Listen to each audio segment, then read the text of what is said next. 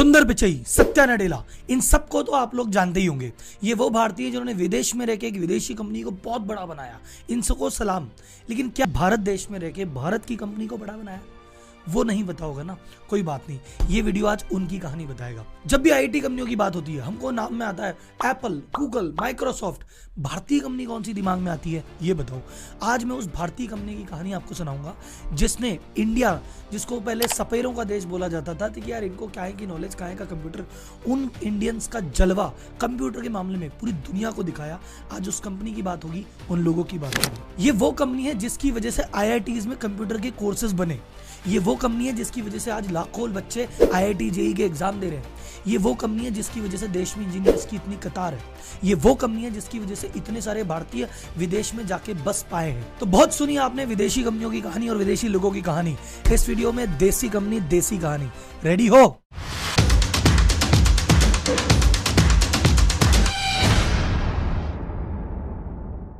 ये मेरे टाटा सीरीज का चौथा वीडियो है। इस वीडियो में मजा आए तो टाटा के पहले वाले 3 वीडियो जरूर देखना।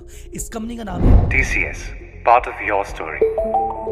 ये इंडिया की सबसे बड़ी एम्प्लॉयर है, यानी सबसे ज्यादा नौकरियां देती है। टीसीएस इंडिया में 6 लाख नौकरियां देती है अकेली। 5 महाद्वीप, 46 देश और 150 लोकेशंस पे ये अपनी सर्विसेज दे रही है। इंडिया की कई लीजेंडरी प्रोसेस जैसे पैन कार्ड का सिस्टम, जैसे NSDL, जैसे NSC, जैसे आपका पासपोर्ट सेवा केंद्र, ये सभी प्रोजेक्ट इस कंपनी ने एग्जीक्यूट किए हैं। और इवन अमेरिका की बड़ी बड़ी बैंकिंग सिस्टम में भी इनका नाम बड़े गर्व के साथ और प्राउड के साथ लिया जाता है। ये कंपनी टाटा ग्रुप का गहना है। टाटा ग्रुप की 100 से ज्यादा कंपनी है, 30 से ज्यादा कंपनियां लिस्टेड है। उन सारी कंपनियों का जितना वैल्यूएशन है उसमें से 2/3 अकेले TCS का है।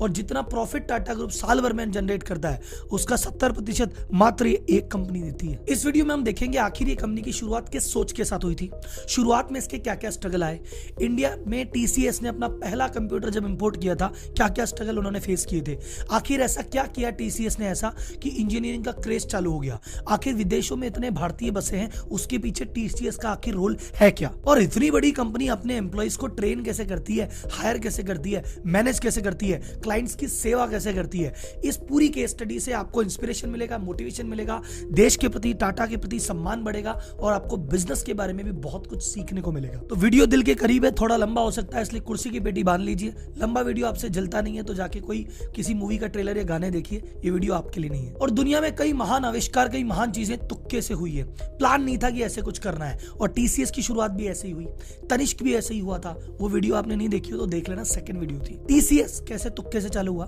1962 में JRD टाटा बैठे हुए थे, उनके ब्रदर इन लॉ हैं लेस्ली शॉने। उन्होंने बैठे बैठे इसी चाय पे चर्चा में कहा कि यार अपनी टाटा ग्रुप की इतनी कंपनीज है, आजकल डेटा की बड़ी बात चल रही है, इतनी बड़ी कंपनियों का डेटा रखना, उसको रिट्रीव करना बहुत माथाफोड़ी का काम है।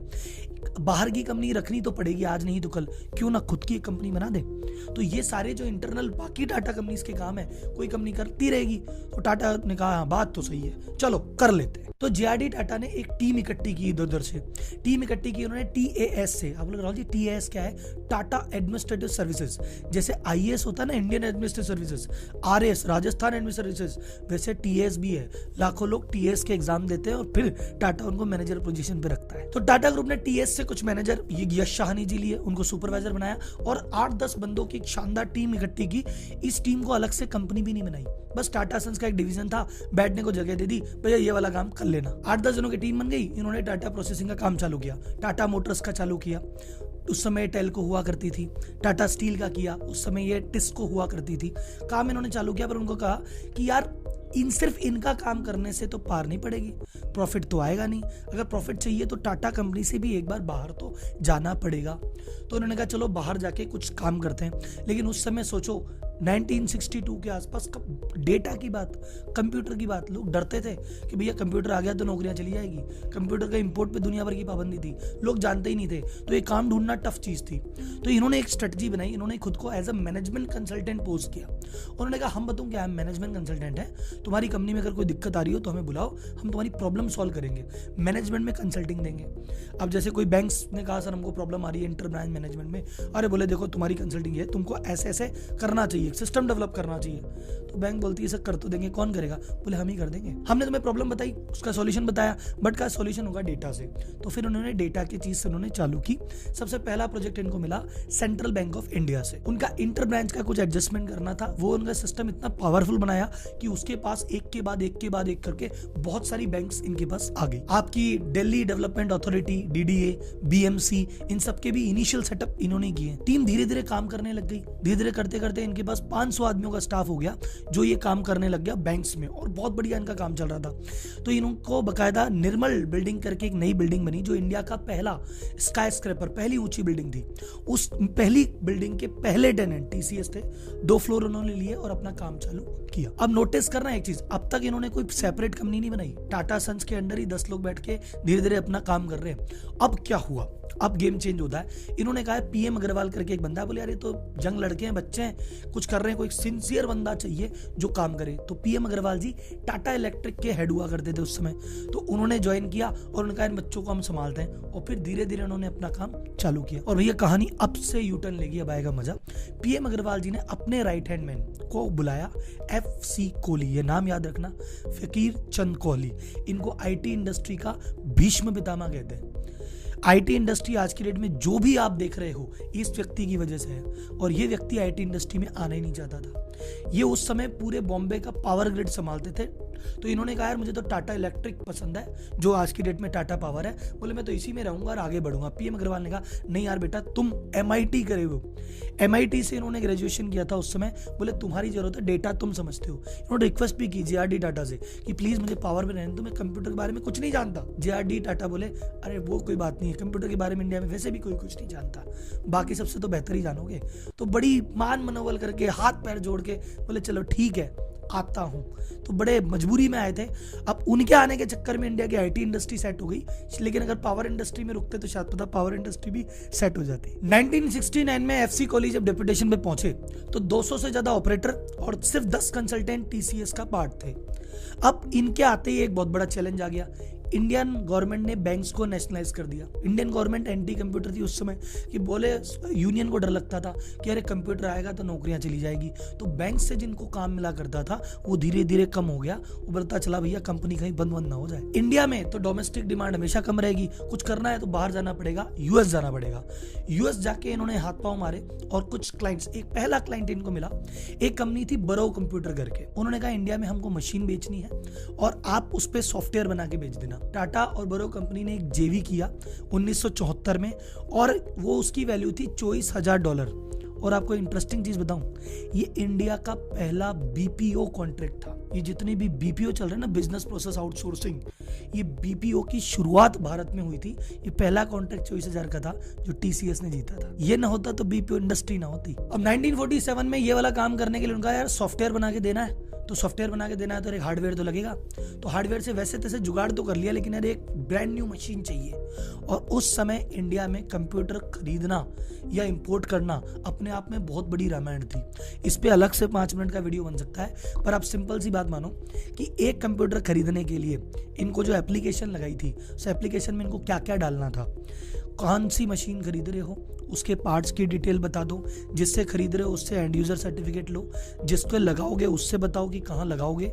ये पूरी प्रोसेस में 11 जगह एप्लीकेशन लगी और ये टोटल अप्रूव होने में 9 से 12 महीने का टाइम लगा है सिर्फ अप्रूवल में कि हाँ चलिए मंगा लो। एक और इसको अंडरटेकिंग देनी पड़ी कि भैया देखो उस समय फॉरेक्स आसानी से नहीं मिलता था। ये मशीन थी $3 लाख की। बोले यार $3 लाख की तुम अगर मशीन मंगा रहे हो, फॉरेक्स काम में लोगे, तो ये अंडरटेकिंग लिख के दो कि अगले 5 साल में $6 लाख की फॉरेक्स कमा के भी लाओगे, नहीं तो मशीन जब्त कर लेंगे। ये लिख के देना पड़ा।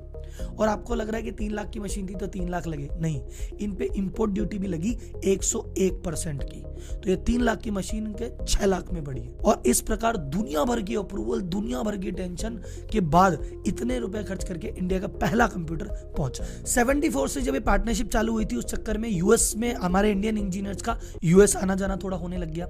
हम US के कॉन्सेप्ट को, टेक्नोलॉजी को, चीजों को समझने लग गए और हमको पहली बार एक्सपोजर मिला, अच्छा काम ऐसे भी होता है। तो 1978 आते आते कुछ इश्यूज हो गए और बरो से जो वो पार्टनरशिप थी वो पार्टनरशिप अब टूट गई। जो टीसीएस की 90% सेल्स सिर्फ बरो से आ रही थी वो चली गई, अब बरो इनका कॉम्पिटिटर और हो गया। अब क्या करें, तो इन्होंने कहा भैया अब नए नए क्लाइंट ढूंढने पड़ेंगे और अब ये नए क्लाइंट ढूंढने में लगे और इनके क्लाइंट जो मिले, नाम सुनो कौन कौन से क्लाइंट पकड़े इन्होंने। इंडिया में न्यूक्लियर पावर कॉर्पोरेशन के कई प्रोजेक्ट है इन्होंने पूरे किए। हिंदुस्तान एरोनॉटिकल लिमिटेड जितने भी डिफेंस के काम थे उनके कई प्रोजेक्ट टीसीएस ने पूरे किए। एनएससी जब 1992 में बना था तो बोले पीएससी पे पहले काम होता था, अब एनएससी आया, इसमें पूरा कंप्यूटर है, 500 ब्रांचेस हैं, उसका हार्डवेयर देखना है, सिस्टम देखना है, पूरा देखना है, इसका एग्जीक्यूशन कौन करेगा, टीसीएस ने वो कॉन्ट्रैक्ट जीता। ये वर्ल्ड का तीसरा सबसे ज्यादा हाई वॉल्यूम वाली एक्सचेंज है जिसपे 70 लाख ट्रांजेक्शन डेली होते हैं और आज भी ये डिफॉल्ट या स्लो डाउन की कोई चीज ही नहीं है। टीसीएस ने उस समय ऐसे ऑपरेशंस किए थे। फिर आपको पता है पहले शेयर्स कागज में हुआ करते थे, शेयर जब डीमेट अकाउंट में गए उसका डीमेटलाइजेशन हुआ, ये पूरा प्रोजेक्ट टीसीएस ने एग्जीक्यूट किया। 1977 में पैन कार्ड का सिस्टम जो आप देख रहे हो, ये पूरा पैन कार्ड का कॉन्सेप्ट देने वाले, इसको अप्लाई करने वाली टीसीएस है।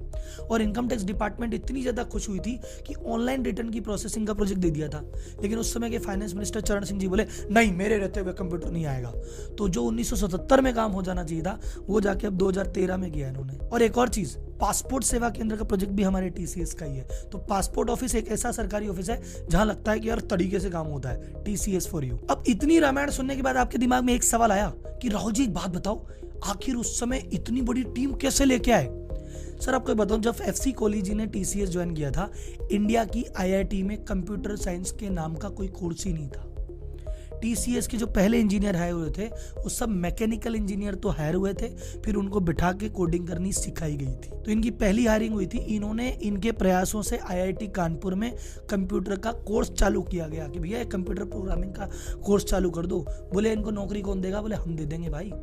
तो आईआईटी कानपुर में कंप्यूटर का कोर्स इनके कहने से चालू हुआ और शुरुआत में जितने भी बैच के लोग थे, 100% हायरिंग टीसीएस ने की थी। अब जैसा कि आप देख रहे हो टीसीएस ने इंडिया में क्या क्या चेंज किया, अब एक और चेंज किया इन्होंने इंडिया में। देखो उस समय जो सॉफ्टवेयर की कंसल्टेंसी दी जाती थी 3 तरीके से दी जाती थी। पहला तरीका बॉडी शॉपिंग। ये क्या है, इंडिया के जो इंजीनियर्स हैं इनको भैया यूएस भेज दो। जैसे बैंक ऑफ अमेरिका ने कहा हमें 100 इंजीनियर की जरूरत है, हमारा वाला इंजीनियर तो भैया $1 लाख मांगता है, टीसीएस कहता है हमारा वाला 10,000 में भेज देते हैं। तो 10,000 में यहाँ से भेज दिया उसको और वो लोग वहां पे बैठ के काम कर रहे हैं। उनकी सैलरी, उनके खर्चे, उनके कन्वेंस क्लाइंट ही दे रहा है, टीसीएस को एक कमीशन में फीस मिल रही है। इस तरीके से उन्होंने जितने भी क्लाइंट्स थे शुरुआत में इंजीनियर्स इस हिसाब से भेजे।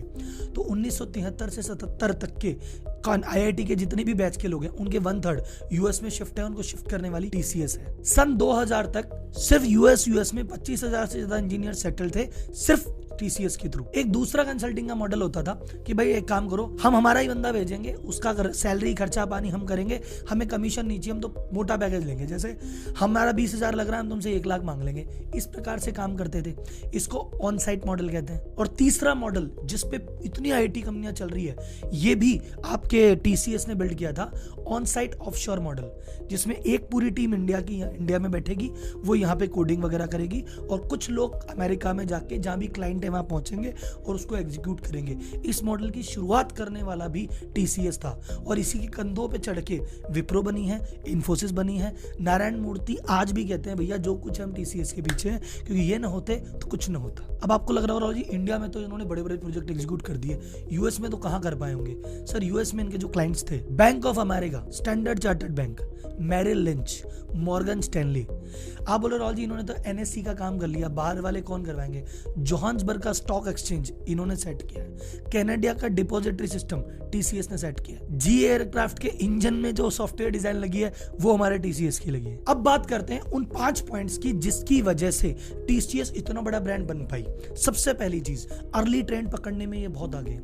जब C++ की लैंग्वेज की बात चल रही थी ना, आएगी, उसी समय एफसी कोहली ने अपने कुछ इंजीनियर यूएस भेजे, इन्होंने ये चीजें सीखी, वो सीख के इंडिया आए, सैकड़ों लोगों को सिखाई और जब C++ में काम चालू होने लगा तब TCS was the only company जिसको इस कंपनी की नॉलेज थी। तो उन्होंने कोई भी टेक्नोलॉजी आती है उसके 24 महीने पहले, 36 महीने पहले उसको पढ़ लेते हैं, समझ लेते हैं और अपने लड़कों को ट्रेन कर लेते हैं, ताकि जब टेक्नोलॉजी आती है ये टॉप पे रहता है। आज की डेट में टीसीएस के पास एक R&D डिवीजन है जहां 2500 व्यक्ति काम करते हैं हैं और अपने टोटल रेवेन्यू का 1.5% ये रिसर्च में खर्च करते हैं, जो कि पिछले साल 2000 करोड़ था। सेकंड पॉइंट जिसकी वजह से टीसीएस है, टीसीएस अपने एम्प्लॉय की ट्रेनिंग पे अपने रेवेन्यू का टोटल 4% खर्च करती है। हर साल टीसीएस 4 लाख लोगों को ट्रेन या रिट्रेन करती है। इनके 2 लर्निंग प्रोग्राम है, ILP इनिशियल लर्निंग प्रोग्रामिंग, जिसमें जिनको कोडिंग के बारे में कुछ भी नहीं पता, जीरो, उनको सिखा देती है। एक होती है CLP, जिसमें कंटिन्यूअस लर्निंग प्रोग्रामिंग, जिसमें जो ऑलरेडी सीखे सिखाए हैं उनको लेटेस्ट टेक्नोलॉजी सिखाती है। तो इसके पास हमेशा एक बहुत बड़ा टैलेंट का पूल अवेलेबल रहता है, जिसकी वजह से इसको कभी भी इंजीनियर्स की कमी नहीं पड़ती। इसके अलावा पूरी इंडस्ट्री में सबसे कम एट्रिशन, भाई कई लोग आते हैं सीख के छोड़ भी तो जाते हैं, तो इंडस्ट्री में IT इंडस्ट्री में 15 से 16% एट्रिशन है, कि हर साल 15 से 16% एम्प्लॉय छोड़ के जाते हैं। TCS में सबसे कम है, जो कि 10-11% के आसपास है। थर्ड चीज कि TCS क्यों है, TCS का 90% बिजनेस रिपीट बिजनेस है। इनके क्लाइंट इनको इतना ज्यादा प्यार करते हैं। सो कस्टमर पे इनका फोकस है। ये हमेशा कहते हैं कस्टमर इज ऑलवेज राइट। इनके ERP में इस तरह का सिस्टम डेवलप्ड है कि कोई कंप्लेन अगर कस्टमर ने की, तो अगर 24 घंटे में डेवलपर नहीं करेगा तो वो एस्केलेट होती सीनियर मैनेजमेंट तक आ जाएगी, तो कंप्लेन का तो निराकरण होना ही होना है। चौथा मोस्ट इंपॉर्टेंट, ऑपरेशन एक्सीलेंस। इन्होंने ये समझ के कभी काम ही नहीं करते कि हम IT कंपनी चला रहे हैं। इन्होंने क्या है, बेस्ट प्रैक्टिसेस फॉलो की है ऑल ओवर द वर्ल्ड। जैसे फोर्ड मोटर है, फोर्ड है या टोयोटा है, ये अपने सब स्पेयर पार्ट्स की सप्लाई चेन मैनेज करती है कि भैया सब पार्ट एक साथ आ जाए, टाइम से आ जाए, कोई डिले ना हो। उसी स्ट्रेटजी को फॉलो करती है अपने हायरिंग में, कि भैया जिस समय जो प्रोजेक्ट चालू होना है उससे पहले उसके एम्प्लॉय टाइम से पहुंच जाए। जैसे माल जब बन जाता है उसको डिलीवर करने के लिए इन्वेंट्री मैनेजमेंट के प्रिंसिपल काम में लिए जाते हैं, उन्हीं प्रिंसिपल को TCS काम में लेती है कि एम्प्लॉय हायर तो कर लिए, इनको किस आदमी को किस प्रोजेक्ट पे कब भेजना है। एक प्रोफेसर क्लेटन है, जिनको गुरु कहते हैं डिसरप्टिव इनोवेशन का। वो कहते हैं मैं बाकी कंपनी के बोर्ड ऑफ डायरेक्टर में जब जाता हूँ तो सजेशन देने जाता हूँ, जब TCS में जाता हूँ राइटिंग पैड लेके जाता हूँ, कुछ सीखने को मिलेगा। और एक बात जो मैं हर बार कहता हूँ, बार बार कहता हूँ, कि इतनी बड़ी कंपनी तब चलती है जब लीडरशिप बढ़िया होती है। आज तक TCS की हिस्ट्री में सिर्फ 4 ही CEO बने हैं और चारों एक से बढ़कर एक है। फकीर चंद कोहली, जिनकी हम बात कर रहे हैं, जो इंडस्ट्री के भीष्म पितामह, इन्होंने जब ज्वाइन किया सिर्फ 10 कंसल्टेंट थे इनके पास। ये जब रिटायर हुए 14,000 कंसल्टेंट की टीम थी और TCS का रेवेन्यू 1098 करोड़ था। इसके बाद इनको ज्वाइन किया S रामादोरई ने। इनकी स्टोरी कभी अलग से सुनाएंगे, लेकिन ये भी बहुत महान व्यक्ति हैं। इन्होंने जब ज्वाइन किया, इन्होंने 10 साल में कंपनी का रेवेन्यू 25 गुना कर दिया। इन्होंने 1084 करोड़ के रेवेन्यू पे ज्वाइन किया था। ये जब रिटायर हुए 27,813 करोड़ कंपनी का रेवेन्यू था, और इनके एम्प्लॉय जो थे वो 10 गुना हो चुके थे, 1,43,000, और ये 42 कंट्रियों में अपने कदम रख चुकी थी। इसके बाद इनको ज्वाइन किया N चंद्रशेखरन ने। मैं आपसे पूछूंगा ये कौन है। N चंद्रशेखर ने कुछ सालों में इसको रेवेन्यू को 4.2x कर दिया, 1,17,000 करोड़ का रेवेन्यू पहुंचाया, वर्ल्ड की सेकंड मोस्ट वैल्यूएबल कंपनी इसको बनाया, और एम्प्लॉय की संख्या को लेकर 3,87,000। N चंद्रा कौन है? ये करंट में टाटा सन्स के चेयरमैन है। साइरस मिस्त्री के जाने के बाद रतन टाटा जी खुद आए और उन्होंने अपनी जगह इनको किया है, और 5 साल का टर्म बढ़िया निकाल के ये 5 साल के लिए दोबारा अपॉइंट हो गए हैं। ये इनका कैलिबर है। ये थी TCS की कहानी और सीरीज का चौथा वीडियो। अगले वीडियो में हम टाटा स्टील की भी बात करेंगे, टाटा मोटर की भी बात करेंगे, हम बात करेंगे टाटा टी की भी, और भी कौन सी टाटा रिलेटेड कोई कंपनी हो जो आप मुझसे जानना चाहते हो तो कमेंट बॉक्स में बताएं। ये सीरीज कैसी चल रही है मुझे चैट बॉक्स में जरूर बताएं कि सीरीज को कंटिन्यू रखना है और कौन सी सीरीज लॉन्च करनी है, मुझे आप बताते रहिए। आपका जैसा आदेश रहेगा वैसे चलाएंगे। एक ही रिक्वेस्ट है छोटी सी, चैनल को सब्सक्राइब कर दिया कीजिए, वीडियो को लाइक कर दिया कीजिए, और ये जो कहानियां है ना, ये हर ग्रुप में हर दोस्तों के साथ फॉरवर्ड जरूर कर देना। तब तक अगली वीडियो में अगली केस स्टडी से फिर मिलेंगे। तब तक के लिए धन्यवाद। जय हिंद।